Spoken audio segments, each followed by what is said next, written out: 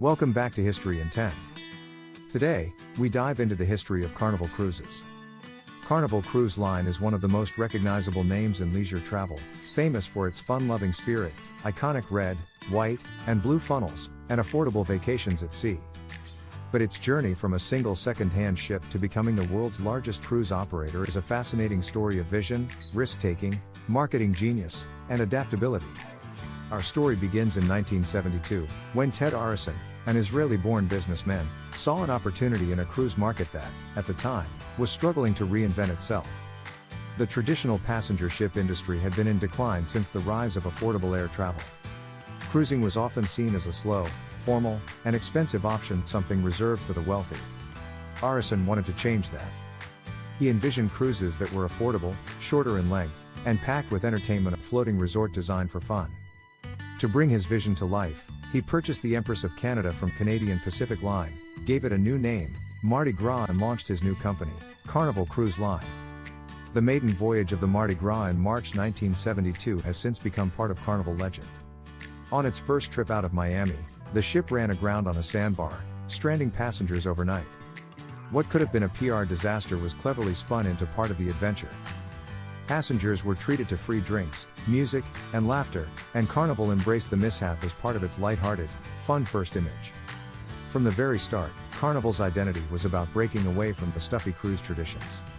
In the 1970s, while competitors were marketing formality and elegance, Carnival marketed the fun ships.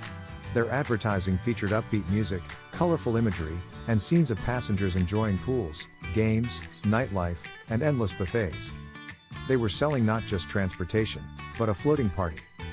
Through the late 1970s and early 1980s, Carnival added ships like the Carnival, Festivale, and Tropical. These vessels introduced more entertainment spaces, themed lounges, and family-friendly amenities. The now famous funnel designed shaped like a whale's tail became a visual symbol of the brand and a recognizable sight in ports across the Caribbean. Carnival's growth strategy took a big leap in 1987, when it became the first cruise line to be publicly traded on the New York Stock Exchange. The IPO gave Carnival the capital to expand its fleet and invest in new, larger ships that were more like resorts than simple cruise vessels. Passengers could now enjoy multiple pools, sprawling dining rooms, casinos, theaters, and more activities than ever before. The 1990s brought even more innovation and diversification. Carnival Corporation, the parent company, began acquiring other cruise brands, including Holland America Line, Costa Cruises, Cunard Line, and later Princess Cruises. This not only expanded Carnival's market share but also allowed the company to target different demographics, from luxury travelers to budget-conscious vacationers. Carnival's marketing dominance extended beyond commercials and travel brochures. The brand became a pop culture fixture, with its ships featured in TV shows, movies, and even music videos. And while Carnival was known for affordability, it also pushed the boundaries of cruise amenities, introducing water parks at sea, poolside movie screens, comedy clubs, and, eventually, one-of-a-kind attractions like the Sky Ride, a suspended cycling track. By the 2000s, Carnival had solidified itself as the world's largest cruise line, carrying millions of passengers each year to destinations around the globe. But growth also brought challenges. The 2012 Carnival Triumph incident, when an engine fire left the ship without power and basic services for days, was a major blow to the company's reputation. Carnival responded with upgraded safety systems, operational changes, and a renewed focus on passenger comfort. Then came 2020 and the COVID-19 pandemic. Like the rest of the cruise industry, Carnival was forced to halt operations entirely for over a year.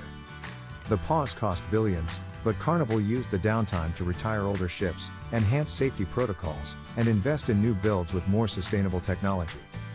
One of these was the new Mardi Gras, launched in 2021, a direct tribute to Carnival's first ship. This new vessel was groundbreaking. It runs on liquefied natural gas for reduced emissions and features the first roller coaster at sea. It's a perfect example of Carnival blending nostalgia with innovation. Today, Carnival Cruise Line operates more than 25 ships and sails to destinations across the Caribbean, Mexico, Alaska, Europe, and beyond. The brand continues to lean into its identity as the fun ships, offering cruises that combine affordability, entertainment, and a sense of adventure.